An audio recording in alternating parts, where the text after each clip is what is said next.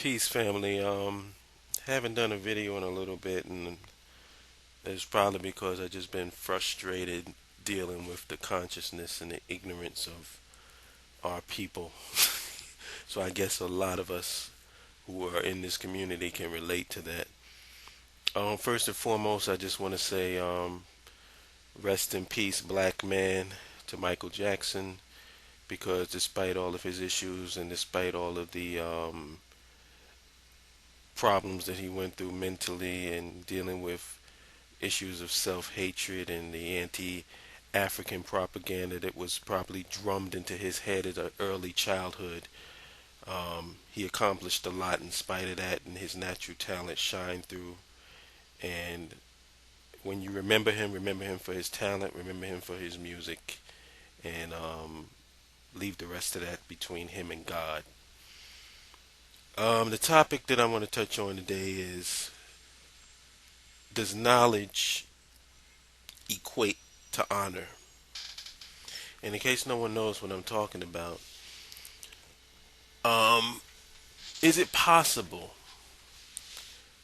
to truly have knowledge in the cultural consciousness community without a code of ethics amongst its members? And what I mean is, there are a lot of knowledgeable people in our community. A lot of people who know about the history of African people, know about the lineage, know about chronology, know about metaphysics, know about esoteric knowledge, know about all of these things. But does that mean that because you know these things that you're an honorable person? Because I would argue that a pimp has knowledge. You know, a pimp is very knowledgeable. A pimp is not stupid. Yet they take that knowledge and use that knowledge to benefit themselves at the expense of the people that they're pimping. And you know, I just wanted to know, when are we going to develop a code of ethics amongst our people, amongst our membership? Fuck, I'm not going to say the people, our membership, the cultural consciousness community, the black nationalist community, whatever you want to call it. You know what I'm talking about. What works for and against our collective interest? What code of ethics are we going to come up with and establish of what's acceptable behavior, what's unacceptable behavior, what works for us and what's working in our interest and what's not working in our interest?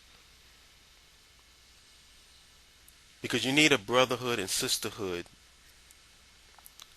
with a code of ethics. And those code of ethics should be, I mean, there's probably more. This is just coming off the top. Code of ethics as far as organization, code of ethics in terms of friendship, code of ethics in terms of loyalty, code of ethics in terms of honors, value, principles, money, power. And the reason why this is even an issue for me is because everybody keeps talking about coming together and bringing different groups together and stuff like that. And I talk about it. I'm not, you know, eliminating myself from the equation. I talk about it.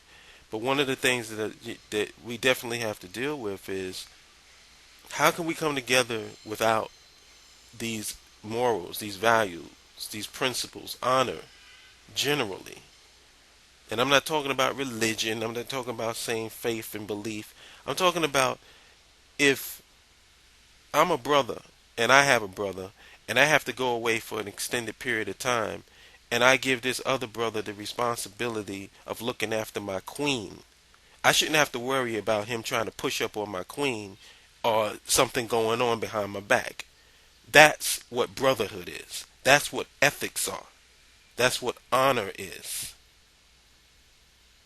If you have two sisters and they formed a sisterhood bond and a friendship together, one dick should not be able to come into the room and have them fighting amongst each other and cutting each other's throats. That's what honor is. That's what a code of ethics is.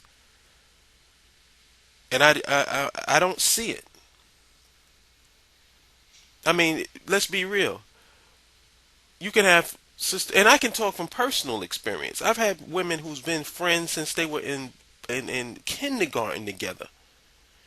And I went over to one of my friend's house. We was like dating, and her best friend. She went to the store to get something, to eat. Her best friend pushed up on me while her friend was at the store. They've been like friends for like 30 years.